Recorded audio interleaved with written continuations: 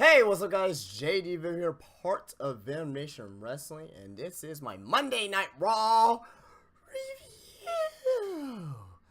It was goddamn awful tonight. Possibly if you hear the fireworks in the background for obvious reasons. It's 4th of July here, so you can see my American flag back there. Wrong side. There you go, right there.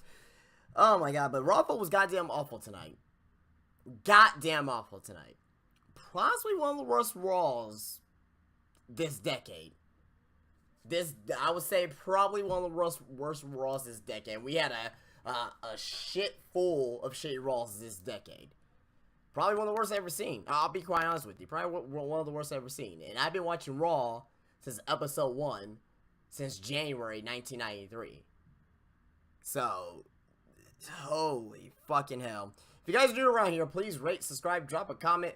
Follow me on Twitter and like my Facebook page where both links are down below. Tell your friends and tell your family come and join the Nation Wrestling here on YouTube. Let's just get this started. I'll go over some good points. Not really some good points, just some highlights of the show.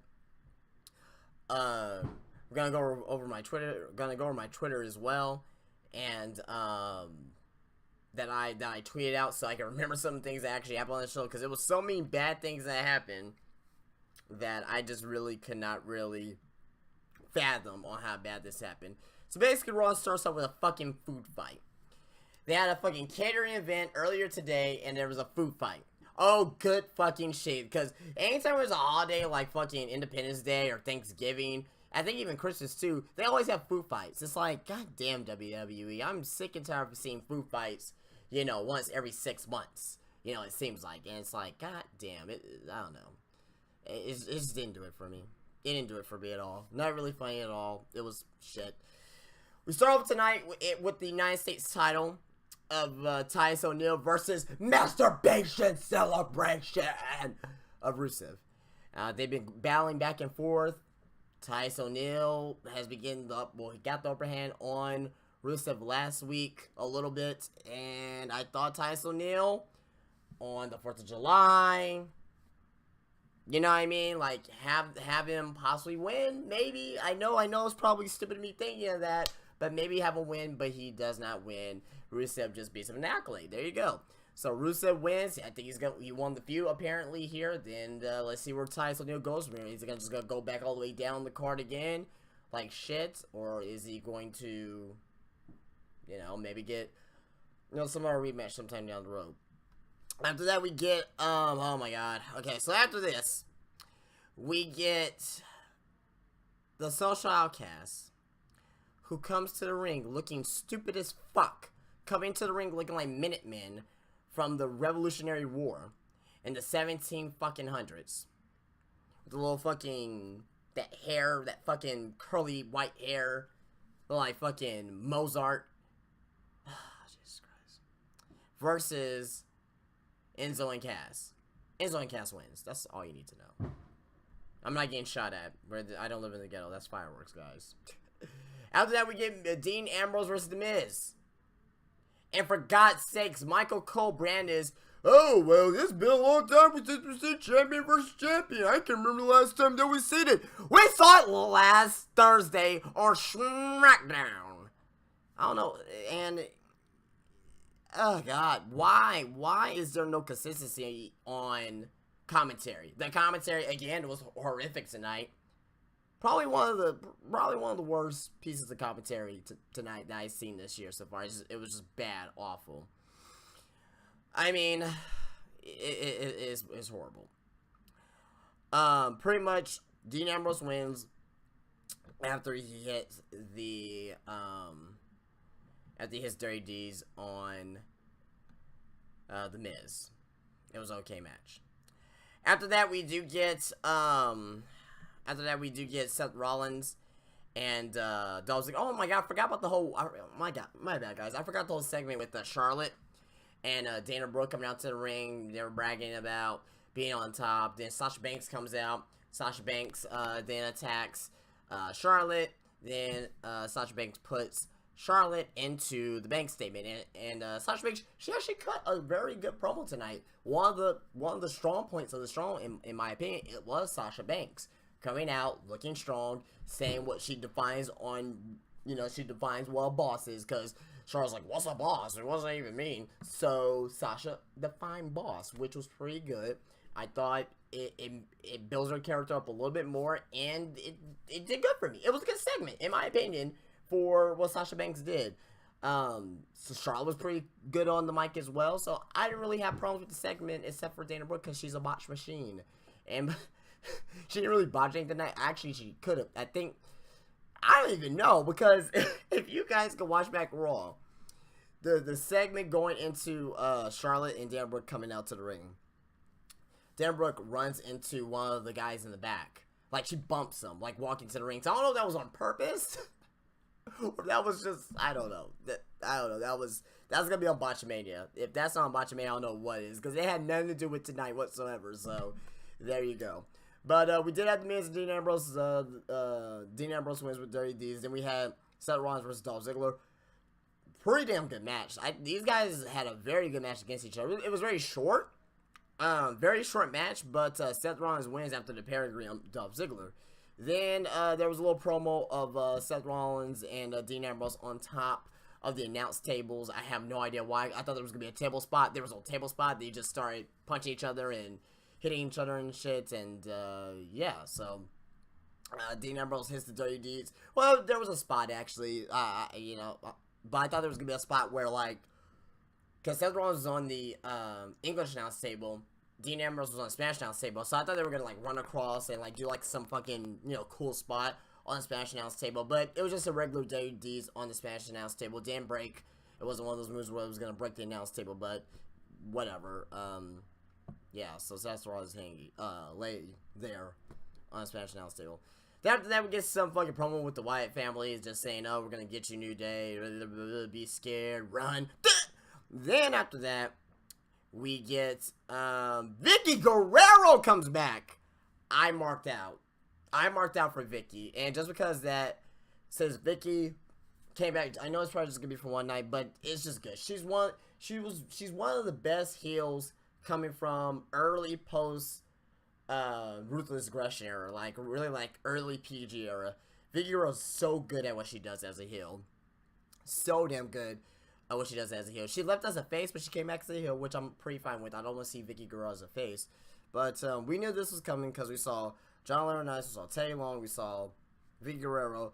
I mean, all we need now is William Regal, Mick Foley, and who else was a GM on Raw or SmackDown back in the day? Paul Heyman, but I don't think we're gonna see Paul Heyman or nothing like that. But it was a good segment with Vicky Guerrero. She gets pulled away by security, and she had a little funny segment with Dolph Ziggler back. Dolph Ziggler was like, "Oh, I never seen this woman before in my life before she was taken away." So that was okay. I mean, that's a one-off segment. That's fine. I enjoyed it personally. One of the higher points of the show for me, and believe it or not, is by two women, Sasha Banks and Vicky Guerrero, and good match between, like I said, between Seth Rollins and Dolph Ziggler. So that's another high point for the show.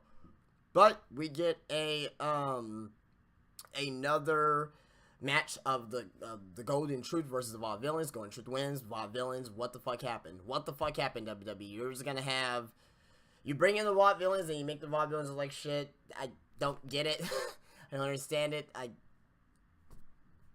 don't understand it. I mean, hopefully you split some of the tag teams on SmackDown and Raw, so the Vaudevillains can actually pick up their steam again. Hopefully, because I like the Vaudevillains. I think they're a pretty unique gimmick, and reminds me of old school wrestling.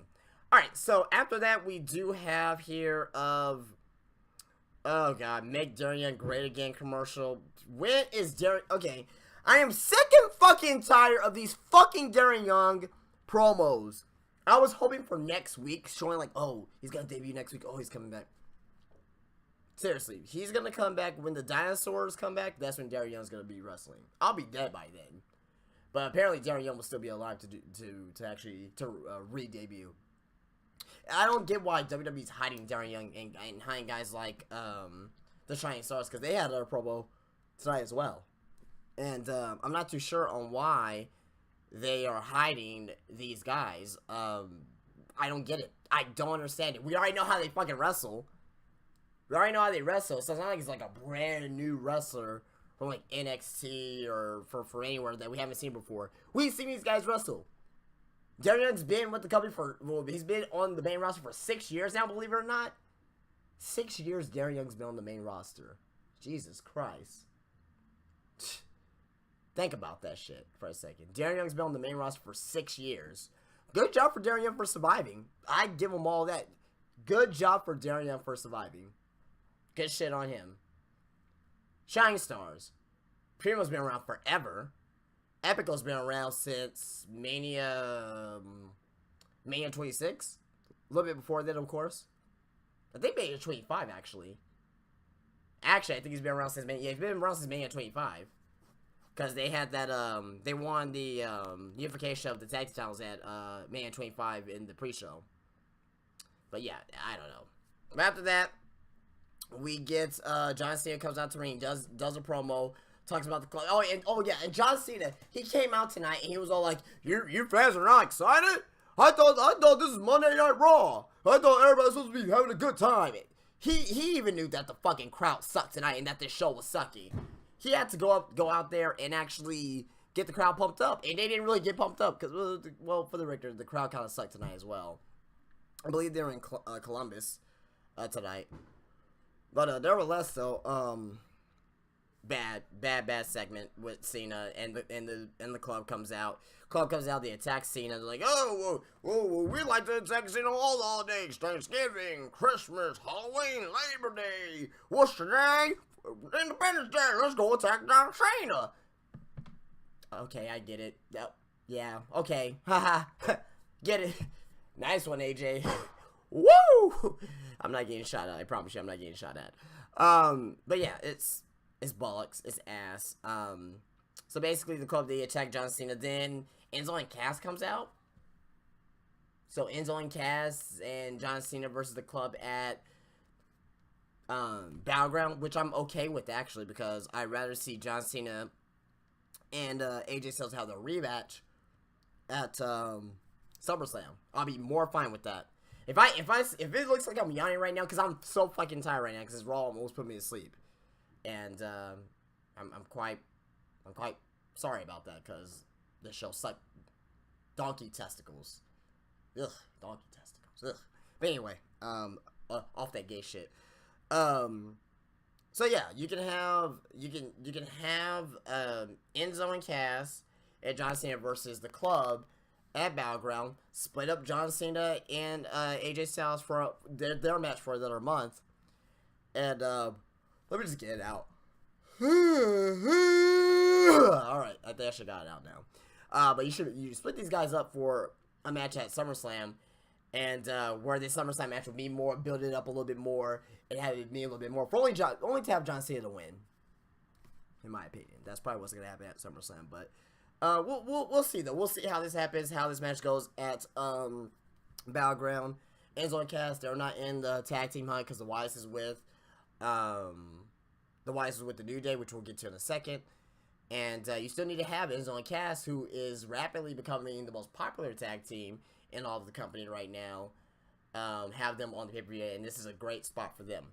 So after that, we had, before we get into this, I don't know when this happened because it happened twice tonight, but I'll address it now. They had a promotion, and this is the worst fucking thing of the night. This is what put the show to me all the way down. This show is probably like a the show, I'll probably give it a 2. I'm not gonna, a 2 out of a 10. I'm not joking either when I'm saying that. But I will say this: why in the hell will you not announce Brock Lesnar's opponent on a taped SmackDown tomorrow with the spoilers? When we know, like, guys like us, people like us, is gonna look at the fucking spoilers to see who he's gonna race at fucking SummerSlam. How come you could not wait a couple weeks later to the live SmackDown? Why? Why, WWE? Why? I have a theory. It's because that Brock Lesnar is facing Mark Hunt at UFC 200 this week, and for some reason they want to make the match. And this is a big mistake by WWE, because I said this once, I'm going to say it again. If Brock Lesnar loses to Mark Hunt in a convincing fashion, Brock Lesnar will lose his match at SummerSlam. Book it. in my opinion, book it. Because you cannot have a guy like Brock Lesnar in WWE who's supposed to be, you know, this badass motherfucker. If he loses, you got to have the guy that he's going up against at SummerSlam beat him.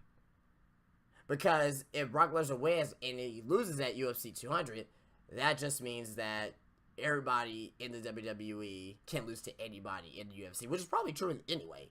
I mean, legitimately, that's probably true anyway. But it just is a bad message to the roster. Now if Lesnar wins that UFC 200, oh yeah, whoever Lesnar should be going for the fucking title, in my opinion. He should be fucking champion. Again, I don't give a fuck what anybody says. That guy should be your fucking champion. He should be he just won his last fight UFC. Like, who the fuck is gonna beat this man? No one. Sorry, you know what I mean? But I think, in my opinion, I think he should be champion. Maybe they could, you know, deal without him being champion. Find little loopholes of not him being champion. But that really pissed me off tonight. But after that, we get a segment backstage. Okay, we go from one back. Okay, this is probably time for the worst thing of the night. You have a segment backstage with the Big Show being the leader of Team USA. And who's on Team USA? And Big Show pointed out for me. He said that we got everybody from Dudleyville, from hell. He's referring to Kane and the Dudley Boys on Team USA. Hello? Where the fuck is Dudleyville? The Dudley Boys never actually said they're from the United States. I'm talking about kayfabe-wise right now. Kayfabe-wise, they're from Dudleyville. Who even knows that Dudleyville's in the fucking United States? I'm talking about kayfabe-wise now. I get it. I get it, they're really from the United States. I get Kane's from, like, Tennessee or whatever. I get it. Legitimately. But kayfabe-wise, keeping kayfabe alive, why are the Dudley Boys from Dudleyville on Team USA? Why is Kane from hell on Team USA? I didn't know there was a city called Hell. No, it's probably in, you know, Wyoming or something. But I didn't know there was a city called Hell in the United States. Next, let's just keep going on here because this show really pissed me off. We had Summer Rae versus Becky Lynch. Becky Lynch wins. There we go. After that, we get the New Day and Xavier Woods. He pretty much says here, and I'm getting shot right now. They're saying that if they don't think that, you know, that the Wyatt family is a threat, then they cannot survive. And Woods drops the mic and he walks out of the ring. So it's inevitable that Woods is going to be joining the Wyatt family, or the Wyatt family is going to take control of them, or something. But the New Day, this is coming to the end of their tag team reign. I don't know about the end of the team. Maybe Woods, you know, steps out of it or something sometime down the road. We'll see, but this is inevitable now, which is good for the New Day because it's going to give New Day more character instead of being this whole joking, you know, comedy gimmick. They're going to be put into their first real serious program as the New Day, which is cool for me. It's going to build character development. I am fine with this. And after that, we get our main event of the night, and this was our 16-man elimination match. Team USA versus the international team. And pretty much long story short, I was kind of upset. The USA team, they end up winning, but they have a far less superior team. So let's do this here. Let's go over the eliminations. Sammy Carr's first eliminated by Bubba Ray Dudley. Sheamus hits a bro kick on Bubba Ray Dudley, and Sheamus eliminates Bubba. Mark Henry eliminates Kalisto. Owens eliminates Mark Henry by the pop-up powerbomb. Owens and Kane both get eliminated by disqualification after using a chair. Sami Zayn gets eliminated by Apollo Crews after the moon. He hits like a standing moonsault. Apollo Crews should got the pin in this match instead of Zack Ryder. What the fuck are you gonna do with Zack Ryder? You just proved to us a couple months ago that he doesn't mean shit to you in the company. And the win doesn't mean shit at the end. Sorry, so let's continue. Sheamus eliminates Cruz with the bro kit, which I'm if someone's gonna eliminate Cruz, at least have it be Sheamus. So okay, makes sense. Cesaro ends up turning on his teammates. Now remember, it's the international team, so Cesaro didn't turn heel. He just beat up the heels. He beat up Jericho, Del Rio, and Sheamus. Okay, Ryder eliminates Cesaro. Big Show eliminates Jericho with the knockout punch. Show eliminates Del Rio with the choke slam, and Ryder eliminates Sheamus on the Rough Rider. And that is how Raw ends, with two people, Big Show and Zack Ryder, who is not used on WWE TV on a daily basis, or on a weekly basis, I should say. If you're gonna at least have somebody win from the Team USA, at least have it be Big Show and Apollo Crews, because Apollo Crews is on TV every week. Where was Baron Corbin? Now, a lot of people say, where was Baron Corbin? He had a promo time, which I'm fine with. But a lot of people said, Baron Corbin should have been here. Baron Corbin should have been here. And I say no. I say no to that. Because what is Baron Corbin's gimmick? Being the lone wolf. Being the lone wolf gimmick. This is a lone wolf. So it wouldn't really work in that particular situation with that. So I get where WWE is coming from with that, which I'm okay with, as long as they keep consistent with that. Don't have fucking Baron Corbin tag team against somebody next week, then I'm gonna be like, what the fuck? He should have been in this fucking match then. But nevertheless, Raw was shit. Grade A shit. Like, you know, sometimes when you shit out of your ass and it comes out and it gets probably one or two hairs stuck in there and it just sits in the toilet, like half of the shit's hanging out because it's just such a big log. And when you flush it out, the toilet breaks in half. I'm being so graphic right now. I apologize. But that's how Raw was tonight. This is the one big shit that you try to flush it down the toilet, but it couldn't get down the toilet because it was breaking up. It was clogging up the fucking toilet. You had to flush it a couple of times before it actually went away. Please, brand split, make something happen. Make something fresh and new.